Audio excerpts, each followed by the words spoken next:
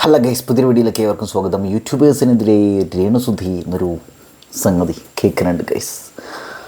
രേണുസുധിക്കെതിരെ നെഗറ്റീവായിട്ട് സംസാരിച്ച ആളുകൾക്കെതിരെ രേണുസുധി കടുത്ത് നട്ടപ്പെട്ടിക്ക് ഉരുകണം എന്നുള്ളൊരു സംഗതി.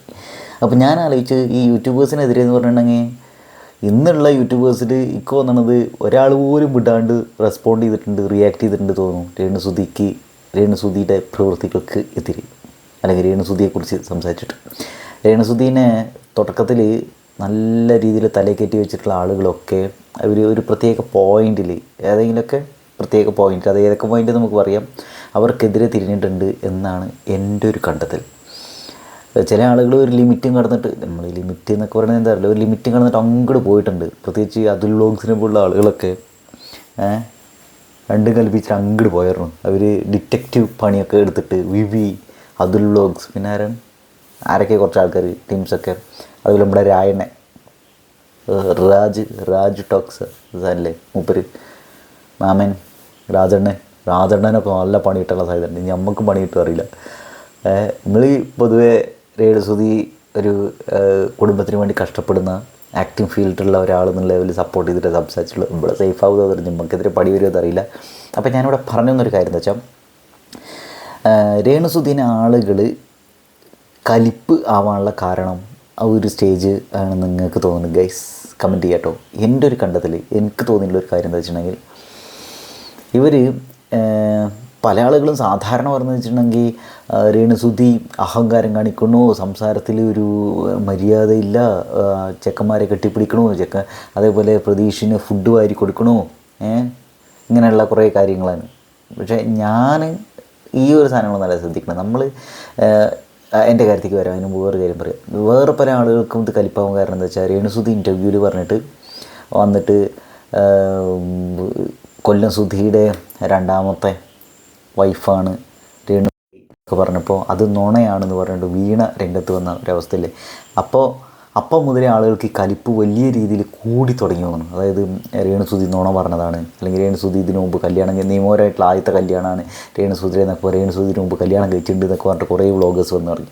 അതുപോലെ വീണേനെ അപമാനിച്ചു രേണുസുധി എന്നൊക്കെ പറഞ്ഞിട്ട് കാര്യമായ കലിപ്പിൽ ആളുകൾ വന്നു തുടങ്ങി. പ്രത്യേകിച്ച് അതുൽ വ്ളോഗ്സ് എടുത്തു പറയണോ, അതുൽ വ്ളോഗ്സൊക്കെ എല്ലാ ലിമിറ്റ് അതൊക്കെ ഒരു രീതിയിലൊക്കെ മൂപ്പര് പോയത്. കൊല്ലം സുധിയെ കൊന്നതാര്, തീർത്തതാര് എന്നൊക്കെ പറഞ്ഞിട്ടാണ് മൂപ്പര് വീഡിയോ ഒക്കെ ചെയ്തിട്ടുള്ളത്. നമുക്കറിയാവുന്നതാണ്. പിന്നെ ഇവർ ചില ആളുകളുടെ അടുത്തൊക്കെ രേണുസുധിയുടെ കൂടെ പഠിച്ച ആളാണ് എന്നൊക്കെ പറഞ്ഞിട്ട് ഒരു പെണ്ണിൻ്റെ അടുത്ത് ഉള്ള ഒരു ഓഡിയോ ഒക്കെ ഇവർ റെക്കോർഡ് ചെയ്തിട്ട്, അത് ഏത് പെണ്ണാണ് ദൈവത്തിന് അറിയാം, അങ്ങനെ ഒരാളുണ്ടോ ഇല്ലെന്ന് പോലും അറിയില്ല. അതായത് സഹപാഠി എന്നുള്ള ലെവലിൽ ഏതെങ്കിലും ഒരു പെണ്ണിൻ്റെ ഓഡിയോ റെക്കോർഡ് ചെയ്തതാണെന്നാണ് ഞാനിപ്പോഴും വിശ്വസിക്കുന്നത്. അല്ലെങ്കിൽ പേരും ഇല്ല, ഒന്നുമില്ല, ഒരുത്തിൻ്റെ വോയിസ് മാത്രം. അപ്പോൾ എന്തെങ്ങനെ ആളുകൾ വിശ്വസിക്കുക?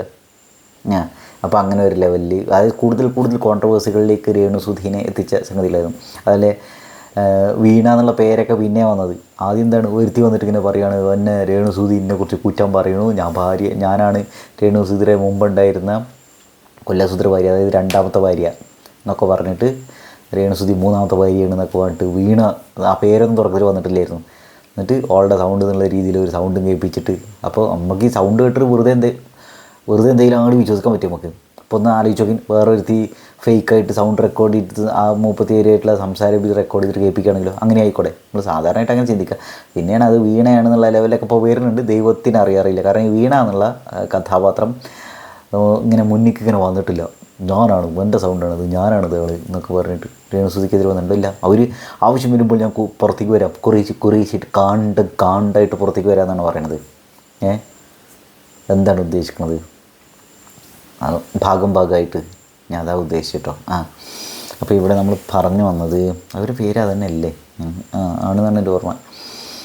രാജണ്ണനൊക്കെ ഇങ്ങനെ പറയണു, വീണ രേണുസുധിയേക്കാൾ സുന്ദരിയാണ്, അങ്ങനെയാണ് ഇങ്ങനെ. ഇയാൾ ഏത് രീതിയിൽ എന്താ ഉദ്ദേശിക്കുന്നത് മനസ്സിലാവില്ല കേട്ടോ. രാജേട്ടൻ്റെ വീഡിയോ ഇതിൽ കാണുമ്പോഴേ അയാൾക്ക് പൊതുവേ ഈ കുൽസിത സാരങ്ങളായിട്ടൊക്കെ ഭയങ്കര താല്പര്യമുള്ളൊരു മനുഷ്യരോട് തോന്നുന്നു.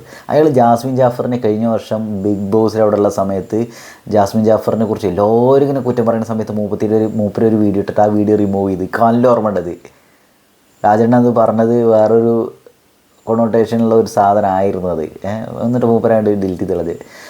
ഇപ്പോഴും മുമ്പന്മാർ കൊണക്കുക എന്നുള്ള വാക്കുകളൊക്കെയാണ് ഇതിൽ ഉപയോഗിക്കുന്നത്. ഇതൊക്കെ ഒരു വേറെ രീതിയിലുള്ള ഒരു സാധനമാണ്. അതൊക്കെ ഓരോ രേണു ചേച്ചി നമ്മളെ മുത്താണ് കേട്ടോ, അതിലൊന്നും ഒരു സംശയമില്ല. രേണു ചേച്ചീനെ കുറിച്ചിട്ട് നല്ലത് പറഞ്ഞിട്ടൊക്കെ ഒരുത്തരും ഇവിടെ കേൾക്കാനില്ല. അദ്ദേഹം പരദൂഷണം പറയുക, അല്ലെങ്കിൽ സ്വഭാവം ശരിയില്ല, അല്ലെങ്കിൽ അങ്ങനെയാണ് ഇങ്ങനെയാണ് എന്നൊക്കെ പറഞ്ഞിട്ടുണ്ട്. അങ്ങനെ ഉളുപ്പില്ലാത്ത ആളാണ് രേണു ചേച്ചി എന്നൊക്കെ പറഞ്ഞിട്ട് നമ്മൾ വീഡിയോ ചെയ്താൽ അത് കാണാം. എത്ര ആൾക്കാരാണ്. ഇപ്പം രേണുസുധീനെ സപ്പോർട്ട് ചെയ്യുന്ന ആളുകളെയൊക്കെ ഈ സപ്പോർട്ട് ചെയ്യാത്ത ആൾക്കാർ വന്നിട്ട് ഇങ്ങനെ ആക്രമിക്കും. കമൻറ്റ് സെക്ഷനിലൊക്കെ നോക്കിയപ്പോൾ അത് മനസ്സിലാവുന്നത് എന്താ ചെയ്യും, ആളുകൾ പെണ്ണുങ്ങൾ എല്ലാവരും കൂടി. കാരണം ഒരു വിധവ എന്ന് പറഞ്ഞ് ഇങ്ങനെ ആയിരിക്കണം എന്നൊക്കെ പലരുടെ മൈൻഡിലൊരു സംഗതി ഉണ്ട് തോന്നുന്നു. എന്താ അവൾ കരഞ്ഞിട്ടിക്കാത്ത, എന്താ അവൾ നല്ല ഡ്രസ്സ് ധരിച്ച് ഇങ്ങനെ വരണത്, ഇവളെന്താ ഇങ്ങനെ കോൺഫിഡൻ്റ് ആയിട്ട് ജീവിക്കണമെന്നൊക്കെ.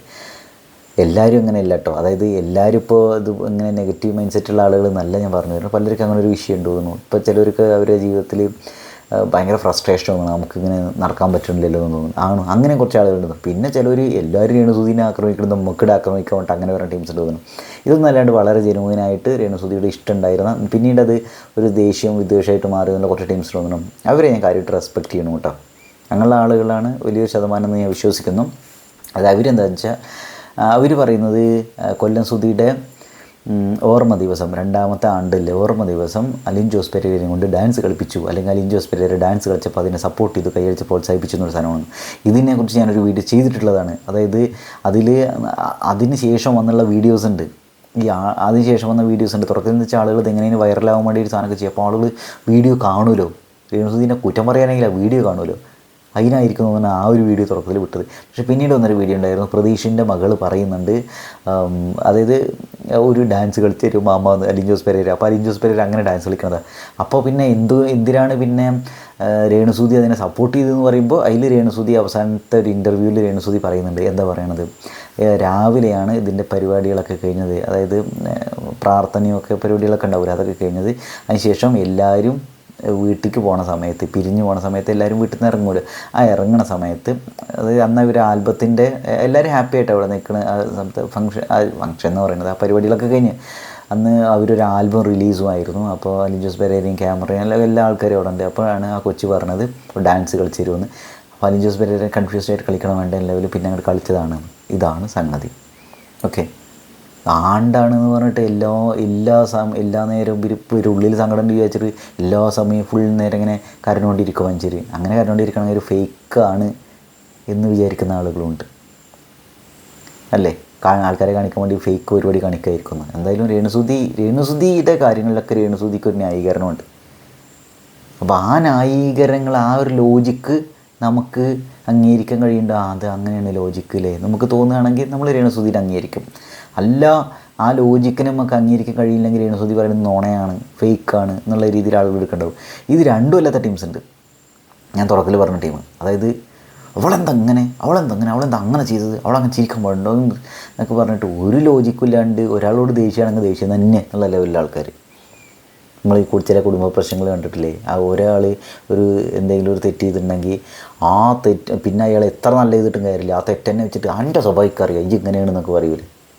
ഈ ഒരു ആറ്റിറ്റ്യൂഡുകൾ എനിക്ക് അത് വലിയ അംഗീകരിക്കാൻ കഴിയില്ല കേട്ടോ. ഞാൻ എൻ്റെ പേഴ്സണൽ ഒരു കാര്യം പറയണത്, എന്നോടൊന്ന് തോന്നരുത്, എൻ്റെ ചീത്ത വിളിക്കരുത് ഇത്.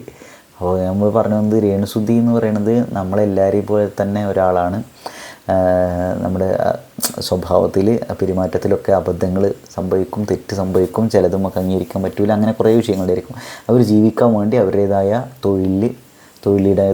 തൊഴിലിടങ്ങളിൽ പോരാടിക്കൊണ്ടിരിക്കുന്ന വ്യക്തിയാണ്. അപ്പോൾ അവർക്ക് അവരുടേതായ പരിമിതികളും ബുദ്ധിമുട്ടുകളും പ്രശ്നങ്ങളും അപാകതകളും അബദ്ധങ്ങളും ഒക്കെ ഉണ്ടായിരിക്കും. അപ്പോൾ അത് നമ്മളൊരു മനുഷ്യത്വപരമായ രീതിയിൽ അതൊക്കെ ചെയ്യും. ഇതിനേക്കാൾ ഇത്രയും വലിയ രീതിയിൽ ഊളത്തരങ്ങൾ കാണിക്കുന്ന, നാട്ടുകാരെ പറ്റിക്കുന്ന ഇത്രയും ടീംസ് നമ്മൾ കണ്ടിട്ടുണ്ട്. പക്ഷെ നമ്മൾ അവരെയൊക്കെ വിട്ടിട്ട് രേണുസുധിയുടെ പിന്നാലെ, അതെന്താ രേണുസുധീനെ അങ്ങോട്ട് പറഞ്ഞ് കറക്റ്റ് ഇത് നന്നാക്കാൻ ചേട്ടാ, അതെന്താ എനിക്ക് മനസ്സിലാവുന്നത്. അത് രേണുസുധിയുടെ ഓവറായിട്ട് സ്നേഹം കൊണ്ടാണ് അങ്ങനെ ചെയ്യുന്നത്. രേണുസുധിയോടുള്ള സ്നേഹം കൊണ്ടാണ് ആളുകൾ രേണുസുധീനെ വിടാണ്ട് പിന്തുടർന്നുകൊണ്ടിരിക്കണമെന്നാണ് എനിക്ക് ചില സമയത്തൊക്കെ തോന്നുന്നുണ്ട്. ഇപ്പം നമ്മുടെ വീട്ടിലൊരാൾ എന്തെങ്കിലും ചെയ്യുമ്പോൾ പറഞ്ഞ് നന്നാക്കാൻ നോക്കൂലേ, അങ്ങനെ ചെയ്ത് ശരിയാവില്ല, അങ്ങനെയാണെങ്കിൽ ഇത് ഒരു സ്നേഹത്തിൻ്റെ ഒരു ഭാഷയാണ് ഈ സാധനം. പക്ഷേ ഇത് എനിക്ക് വന്ന് ഇപ്പോൾ ചേരി തിരിഞ്ഞിട്ട് രേണുസുധീനെ ആക്രമിച്ചുകൊണ്ടിരിക്കുകയാണ് തോന്നുന്നു. എന്തായാലും ഇതൊക്കെയാണ് അവസ്ഥ. രേണുസുധിനെ അല്ലാണ്ട് രേണുസുധിയുടെ ചേച്ചിയും അവരുടെ ഭർത്താവും ഒക്കെ ഉണ്ടല്ലോ, അളിയനുമൊക്കെ. അപ്പോൾ അവരെയൊക്കെ വിഷമിപ്പിക്കുന്ന രീതിയിൽ പല വ്ളോഗേഴ്സും പലതും പറയുന്നുണ്ട് ചെയ്യുന്നുണ്ട് എന്നുള്ളൊക്കെ രീതിയിൽ രേണുസുതി ഒരു ഇൻ്റർവ്യൂവിൽ എന്ന് പറഞ്ഞിട്ടുണ്ട്. എന്താണ് അവർക്ക് കട്ടയ്ക്ക് പണി കൊടുക്കും എന്നുള്ളൊരു ലെവലിലൊക്കെ. അപ്പോൾ